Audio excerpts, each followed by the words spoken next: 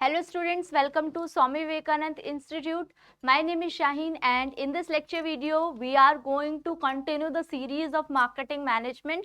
So previous lectures में हम लोगों ने marketing के बहुत सारे इवन पूरा syllabus हम लोगों को cover कर चुके हैं और इवन PYQ का भी एक part हम cover कर चुके हैं. Now this is the part number 2 of PYQ. इसमें PYQ और MCQ mixed हैं, तो आप अच्छे से एक एक क्वेश्चन को elaborate करना, जस्टिफाई करना, अपनी टर्म्स में कन्वर्ट करना और एग्जाम में इसको कैसे फ्रेम करना है उनको भी अच्छे से समझना. Now first question, now the pattern is you have to read the question one by one and then comment the answer. The part option, all the option 4 is given. अब आपको ऑप्शन को टिक करना है और बताना है कौन सा ऑप्शन आप लोगों के अकॉर्डिंग जस्टिफाई होगा. Then I will explain you the each and every part. Now this is the question for you. First question.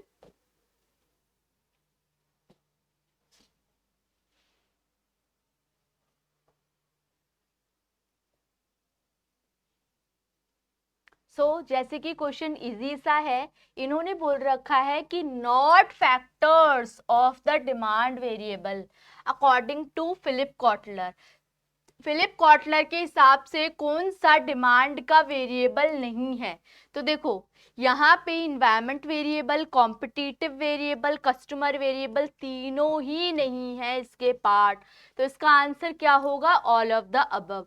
तो फिलिप कॉटलर के हिसाब से इनमें से कोई भी जो है वो डिमांड वेरिएबल का फैक्टर नहीं है. ठीक है. नाउ इसके अंदर फिलिप कॉटलर ने क्या क्या दिया है और उससे रिलेटेड कुछ इंपॉर्टेंट इंफॉर्मेशन डिस्कस करेंगे. Now according to doctor Philip Kotler, demand variable are the factors which affect industry. Industry को एनी हाउ इन्फ्लुएंस करने वाले फैक्टर्स या इंडस्ट्री को एनी हाउ अफेक्ट करने वाले फैक्टर्स वो कौन से होते हैं? Demand variable. वो सारे फैक्टर्स जो कि इंडस्ट्री को अफेक्ट करते हैं, कंपनी की सेल्स को अफेक्ट करते हैं, ठीक है, वो होते हैं demand variable. So demand variable are the factors which anyhow affect the industry और the company. Okay, now the demand variables are, demand variables को क्लासिफाई किया गया है 2 कैटेगरीज में, दैट इज कंट्रोलेबल और अनकंट्रोलेबल. दो सिचुएशन है controllable और अनकंट्रोलेबल की. Controllable demand variable, these variable can be controlled by the business enterprise. ये वो सारे फैक्टर्स होते हैं जो कि बिजनेस के एनी हाउ कंट्रोल में होते हैं और ये सिचुएशन बिजनेस के एनी हाउ कहीं ना कहीं इन्फ्लुएंस कर सकती है. होने ना होने से बिजनेस पे अफेक्ट तो डालती है लेकिन बिजनेस की सिचुएशन के हिसाब से होती है. These variables are price of the product. जैसे प्राइस ऑफ द प्रोडक्ट मैं खुद डिसाइड करूंगी, प्रोडक्ट की क्वालिटी बहुत अच्छी देनी है, मॉडरेट लेवल की देनी है, एवरेज लेवल की देनी है या बहुत लो लेवल ऑफ क्वालिटी रखनी है, that will be decided by me. And channels of distribution, ये सब के सब, जैसे चैनल ऑफ डिस्ट्रीब्यूशन में 0 लेवल रहने वाला है, 1 लेवल रहने वाला है, कौन सा लेवल रहने वाला है, ये सब मैं डिसाइड करूंगी. Now uncontrollable demand variable, uncontrollable demand variable कौन से हो गए? जो कि कहीं ना कहीं कंट्रोल वाली सिचुएशन में नहीं होते, वो होते हैं अनकंट्रोलेबल डिमांड वेरिएबल. जो कि these variable affect the demand of the product of the company, they can not be controlled by the business enterprise. तो फिलिप कॉटलर ने 2 फैक्टर्स बताए हैं, दैट इज कंट्रोलेबल सिचुएशन और अनकंट्रोलेबल सिचुएशन. कंज्यूमर वेरिएबल्स के अंदर include the factors relating to the behaviour of consumer. अच्छा एक बात बताओ आप, कंज्यूमर के बिहेवियर में क्या चेंजेस होने वाले हैं, ये क्या आपके कंट्रोल की बात है? नहीं. तो ये आपके कंट्रोल की बात नहीं है. तो such as the nature of consumers, their behaviour, needs, income and number etcetera. Competitive variables, competitive variables वो सारे फैक्टर्स हो गए which relate to the situation of competition. तो ये सारे फैक्टर्स जो होते हैं वो अनकंट्रोलेबल सिचुएशन होती है, क्योंकि ना हम कॉम्पिटिटर पे काम कर सकते, मतलब उनको इन्फ्लुएंस नहीं कर सकते, उनको कंट्रोल नहीं कर सकते, ना हम कंज्यूमर की स्टडी कर सकते हैं, कंज्यूमर के बिहेवियर की स्टडी कर सकते हैं, लेकिन कंज्यूमर को कंट्रोल नहीं कर सकते।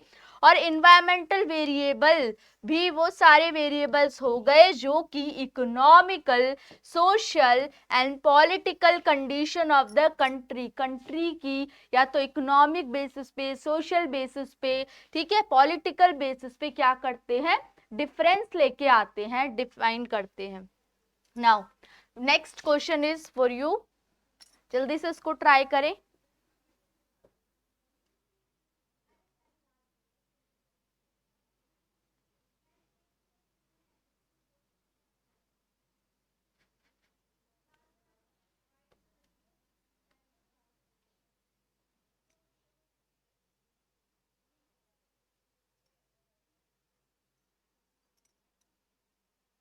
So which of the following is not controllable variable of marketing? तो ये सारे के सारे कॉम्पिटिटिव इन्वायरमेंट, टेक्नोलॉजिकल और इकोनॉमिक इन्वायरमेंट है। तो कॉम्पिटिटिव इन्वायरमेंट को हम कंट्रोल नहीं कर सकते, टेक्नोलॉजिकल इन्वायरमेंट को हम कंट्रोल नहीं कर सकते, और इकोनॉमिक इन्वायरमेंट को हम कंट्रोल नहीं कर सकते। तो ये सारे ही सारे अनकंट्रोलेबल सिचुएशन होती है।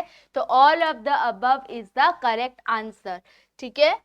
Now the next one, question number 3, easy one.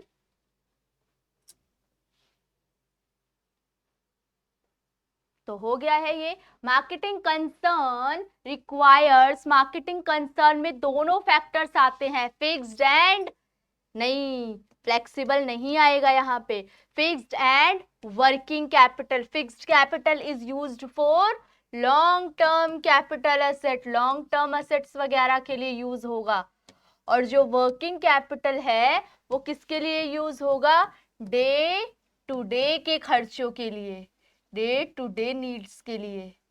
Okay, now next question,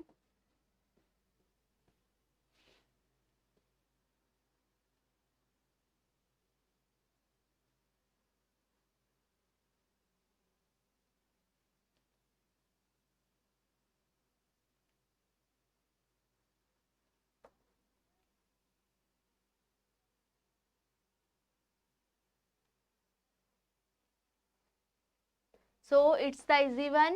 Promotion mix, promotion mix particular combination of promotional tools.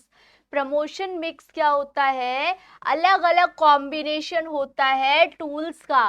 Promotion mix के अंदर क्या क्या आता है, पब्लिसिटी आती है, ठीक है, आपका एडवर्टाइजिंग वाला पार्ट आता है, एडवर्टाइजिंग, और सेल्स प्रमोशन, और डायरेक्ट सेलिंग भी इसका पार्ट होता है ना, हम लोगों ने बहुत डिटेल में इसको पढ़ा है ना, सारे के सारे पॉइंट्स। तो प्रमोशन मिक्स पर्टिकुलर कॉम्बिनेशन होता है प्रमोशनल टूल्स का, इन सब का, जो कि कंपनी यूज करती है अपनी ऑडियंस के साथ हेल्प करने के लिए, उनको डिसीजन में, परचेजिंग डिसीजन में हेल्प करने के लिए, प्लान करने के लिए। तो ये तीनों इसका पार्ट नहीं है। टू कम्युनिकेट, बातचीत करने के लिए अपनी ऑडियंस से, अपनी लार्ज ऑडियंस को, मास ऑडियंस को ऑक्यूपाई कराने के लिए, उनको कम्युनिकेट करने के लिए, अपनी क्वालिटी को, अपने फीचर्स को लोगों तक पहुंचाने के लिए वो क्या करते हैं, प्रमोशन मिक्स का यूज करते हैं। So communicate is the correct answer. Now the next one, base of green marketing. Marketing, green marketing का मेन मकसद क्या होता है, what is the base of green marketing. So green marketing को आप लोगों ने ऑलरेडी पढ़ा था ना, सस्टेनेबल मार्केटिंग में, लास्ट क्लास में। सस्टेनेबल मार्केटिंग का पार्ट होता है ये, उसको ग्रीन मार्केटिंग भी बोला जाता है। तो ये क्या ग्रीन हाउस गैस रिडक्शन के लिए काम आता है, नहीं। क्या ये कैपिटल के लिए, फ्लो के लिए काम होता है, नहीं। कैपिटल फ्लो का क्या लेना देना यहाँ, ये क्या प्रोग्राम के लिए काम आता है? नहीं। क्या ये प्रोडक्ट के लिए काम आता है? यस। क्योंकि कोई भी ग्रीन मार्केटिंग हो चाहे सोशल मार्केटिंग हो, सोशल मार्केटिंग का मेन एम क्या होता था, जल्दी से बताओ? जो कि सोसाइटी के वेलफेयर, मार्केटिंग सोसाइटी की वेलफेयर के लिए काम करते थे, सोशल गुड्स के लिए, जिनका मेन एम क्या होता था? सोशल वेलफेयर का, प्रॉफिट मैक्सिमाइजेशन का इनका मेन मकसद नहीं होता था। तो यहाँ पे ये किसके बारे में बात कर रहे हैं? ये प्रोडक्ट के बारे में कर रहे हैं। कोई inflow and outflow of capital की बात नहीं है, कोई प्रोग्राम की भी बात यहाँ पे नहीं है। Next, process involves which function? Market के अंदर कौन कौन से फंक्शन के बारे में बात होती है? जल्दी से बताओ। इसमें से 1 2 3 4 5 6 7 8 पार्ट्स हैं, तो इसमें से कौन से पार्ट्स के बारे में यहाँ पे डिस्कशन की गई है, बात की गई है मार्केटिंग के अंदर?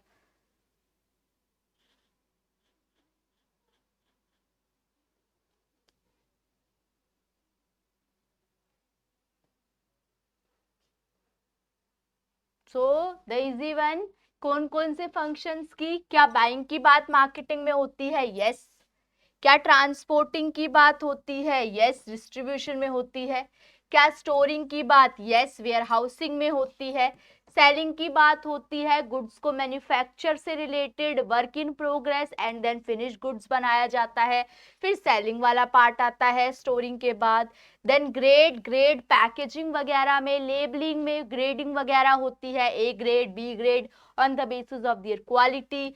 फाइनेंसिंग की बात भी हम करते हैं, long term sources, short term sources के बारे में बात करते हैं। Risk bearing is also a factor. क्यों? क्योंकि रिस्क बियरिंग वाला जो फैक्टर होता है वो कहीं ना कहीं किससे रिलेटेड होता है? प्रोडक्ट की ग्रोथ होगी, ये पीएलसी से रिलेटेड है। प्रोडक्ट डिक्लाइन फेज में तो नहीं चला जाएगा, इंट्रोडक्शन से ग्रोथ स्टेज में तो आएगा कि नहीं आएगा। देन डिवाइडिंग, प्रोडक्ट को सॉर्ट किया जाता है into different different department on the basis of different different segmentation, on the basis of targeting, on the basis of positioning. तो ये क्या है? सारे के सारे आपके इसके पार्ट हैं। तो इसमें हम लोगों ने बाइंग कहाँ होता है, स्टोर, ट्रांसपोर्टेशन किसका पार्ट होता है, storing, selling, grading, financing, risk bearing और डिवाइडिंग, इन सब को हमने डिटेल में पढ़ लिया कि क्यों ये मार्केटिंग प्रोसेस का पार्ट होते हैं। Now this question is for you. Not form of internet marketing. Internet marketing को हमने बहुत डिटेल में डिस्कस किया था, जिसमें डिजिटल मार्केटिंग वाला पार्ट भी पढ़ा था, ऑनलाइन मार्केटिंग के मेरिट्स डिमेरिट्स को भी डिस्कस किया था। तो अब जल्दी से इसके बता दो ये कौन सा फॉर्म नहीं है। ई मार्केटिंग को भी डिस्कस किया था, इंटरनेट मार्केटिंग को भी डिस्कस किया था, इंटरनेट एडवर्टाइजिंग भी इसका पार्ट होता है। तो not a form of internet marketing. तो ऑनलाइन मार्केटिंग क्या इसका पार्ट होता है? बिल्कुल सही जवाब। डिजिटल मार्केटिंग भी होता है इंटरनेट मार्केटिंग का पार्ट। ठीक है। नाउ इंटरनेट एडवर्टाइजिंग, हाँ, एडवर्टाइजिंग जो डिफरेंट डिफरेंट सोशल प्लेटफॉर्म्स पे यूज होती है वो भी होता है, सोशल मीडिया प्लेटफॉर्म्स पे। Now E marketing is electronic marketing is also a part of internet marketing, क्योंकि इन सब में कहीं ना कहीं इंटरनेट की रिक्वायरमेंट होती है फॉर द प्रोडक्ट सेलिंग और the product marketing. Now product mix and branding, ये वाला पार्ट होता है प्रोडक्ट वाला पार्ट, जिसमें 4P के बारे में बात करते हैं। ये कहीं से इंटरनेट एडवर्टाइजिंग का पार्ट नहीं है। So D is the correct option कि ये इंटरनेट मार्केटिंग का पार्ट नहीं है। नाउ नेक्स्ट वन,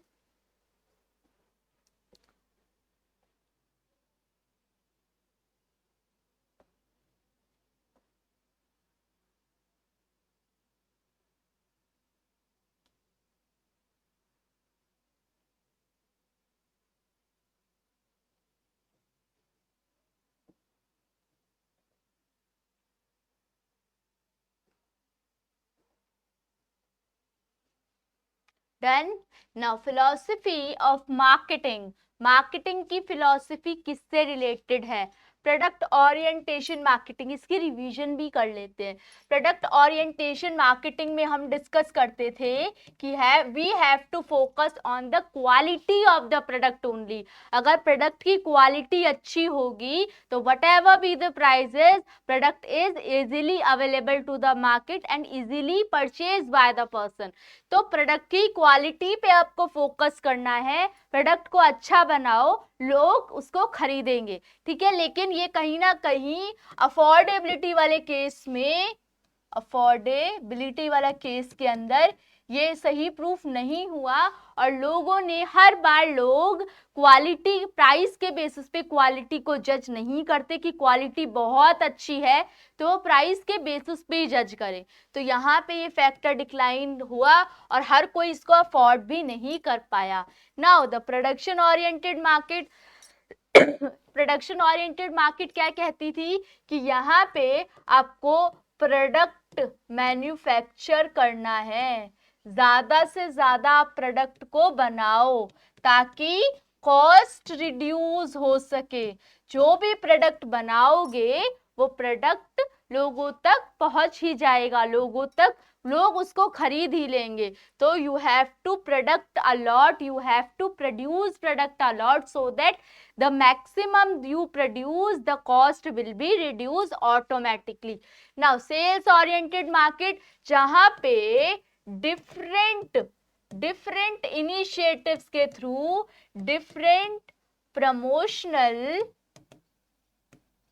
tools के थ्रू हम क्या करेंगे, प्रोडक्ट को सेल करेंगे और लोगों तक प्रोडक्ट को पहुंचा दो। लोगों को डिफरेंट इनिशिएटिव्स के थ्रू, डिस्काउंट के थ्रू, रिबेट के थ्रू, एडवर्टाइजिंग के थ्रू लोगों को प्रोडक्ट पहुंचाओ और लोग उसको क्या करेंगे, खरीद लेंगे।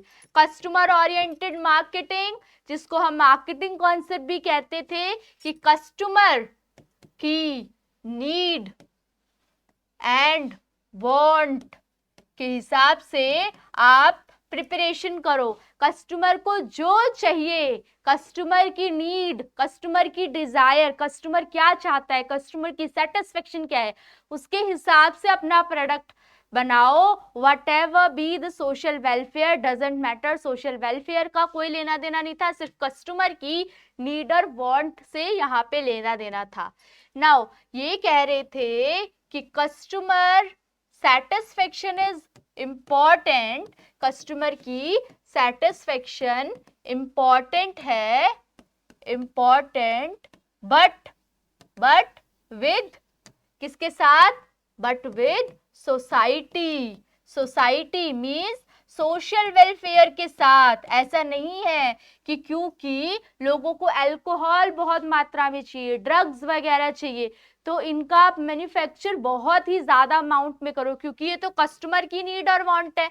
तो कस्टमर की नीड और वांट तो है, लेकिन हमें सोसाइटी के भी वेलफेयर की बात करनी है, ये सोशल मार्केटिंग कहती थी। और ग्रीन मार्केटिंग तो प्रीवियस क्लास में हम लोगों ने बहुत डिटेल में डिस्कस कर ही लिया। तो इन्होंने बोला है कि फिलॉसफी और मार्केटिंग में ये कितने पार्ट्स आते हैं। तो अब आपने देख के समझ ही लिया होगा कि ये सारे के सारे पार्ट्स फिलॉसफी ऑफ मार्केटिंग के पार्ट्स होते हैं। Then all of the above is the correct answer, जिसके अंदर हम लोग वन बाय वन, ये देख लो, आप लोग नोट कर सकते हो कि सारे के सारे इंपॉर्टेंट कॉन्सेप्ट मैंने आपको डिस्कस करा दिए in one line with the example. ठीक है, इसी तरीके से आप सारे के सारे एमसीक्यू वगैरह जो भी आप न्यू एमसीक्यू या पीवाईक्यू डिस्कस किया करो, उसमें ये सब कुछ अच्छे से देखा करो। Now question number 9 is for you.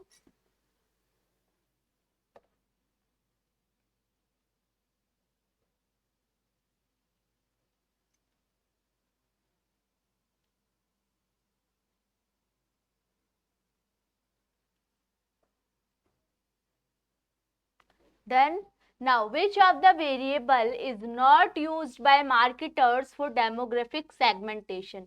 Demographic segmentation होता क्या है, उससे पहले सेगमेंटेशन एक बार रिवाइज करते हैं। जब हम मार्केट को various category on the basis of customer उनको डिवाइड कर देते हैं। जैसे कि मैंने बोला कि मार्केट को मैंने 4 पार्ट में डिवाइड किया on the basis of age, age के बेसिस पे मैं डिवाइड कर रही हूँ। तो मैंने बोला 0 to 17 ईयर्स यहाँ तक आ जाएंगे, 18 to 35 ईयर्स यहाँ तक आ जाएंगे, 36 to 55 ईयर्स यहाँ तक आ जाएंगे, और 55 to 100 ईयर्स यहाँ पे आ जाएंगे। तो मैंने मार्केट को 4 कैटेगरीज में डिवाइड कर दिया। So segmentation is dividing the market into different different categories. अब मार्केट को डिवाइड करने का बिहेवियर के बेसिस पे भी हम डिवाइड कर सकते हैं, डेमोग्राफिक के बेसिस पे भी डिवाइड कर सकते हैं, बहुत सारे बेसिस पे हम लोगों ने मार्केट को डिवाइड किया था। अब इन्होंने उसी में से एक क्वेश्चन पूछ लिया कि डेमोग्राफिक के बेसिस पे हम अपनी पॉपुलेशन को एज के बेसिस पे बांट सकते हैं क्या? Yes.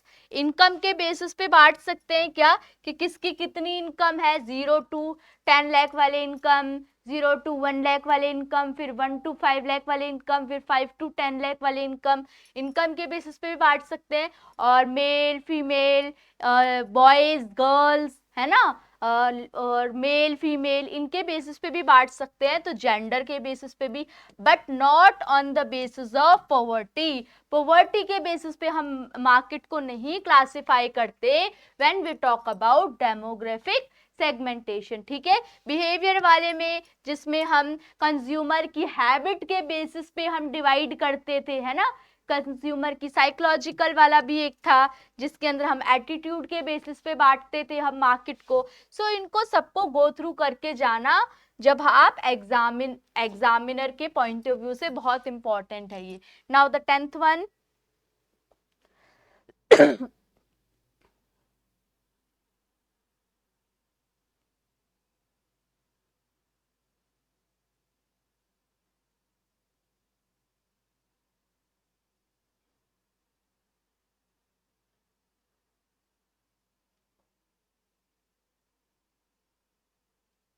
an appropriate pricing strategy for a new product to be। ये तो हमने बहुत डिटेल में डिस्कस किया था, अगर आप लोगों को याद हो, कि जब मार्केट में एंट्री होती है तो आपको कौन सी प्राइसिंग स्ट्रेटेजी यूज करनी होती है। प्राइसिंग स्ट्रेटेजी जो है वो हम लोगों ने बहुत डिटेल में किया था, और ये मोस्ट इंपॉर्टेंट है बच्चों।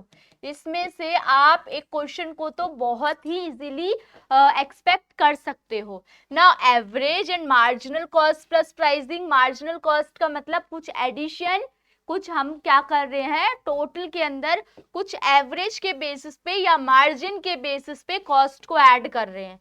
स्कीमिंग और penetration and product line pricing और डिफरेंशियल प्राइसिंग। स्कीमिंग का क्या मतलब होता है, पेनिट्रेशन क्या होता है? Skimming is skim the price, मतलब स्टार्टिंग में, in starting you have to raise your price, अपने प्राइस को बहुत ज्यादा हाई रखो, एंड धीरे धीरे you have to slow down the prices of the product. And penetration pricing is firstly you have to lower your value, lower the price of the product, and then you have to increase it steadily, धीरे धीरे आपको उसकी price को बढ़ाना है। तो यही marketing strategy सबसे बेस्ट होती है, या तो आप प्राइसेस को बहुत हाई पीक पॉइंट पे रखो या तो बहुत लो।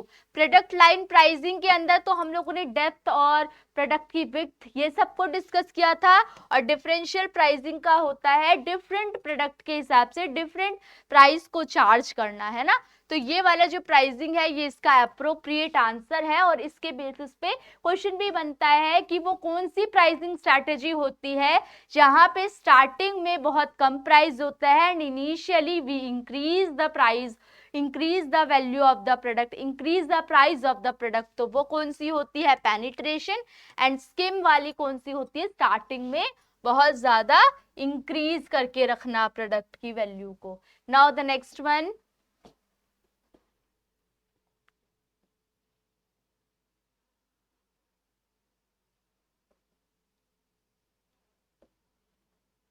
इसमें थोड़ा सा टाइम लग सकता है, ध्यान से सोच समझ के इसको आंसर करना।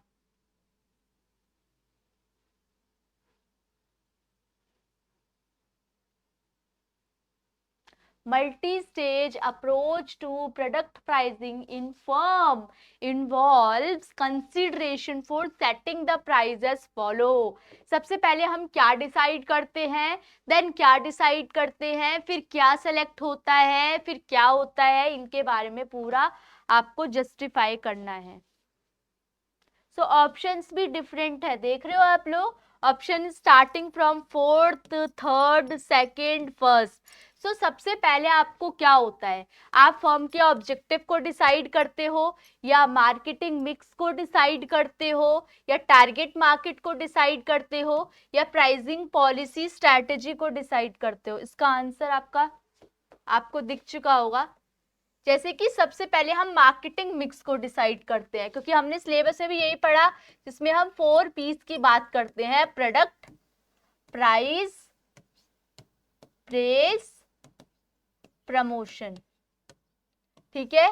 उसके बाद आप क्या करते हो, जब हमने ये डिसाइड कर लिया, उसके बाद हम डिसाइड करते हैं फर्म के ऑब्जेक्टिव को.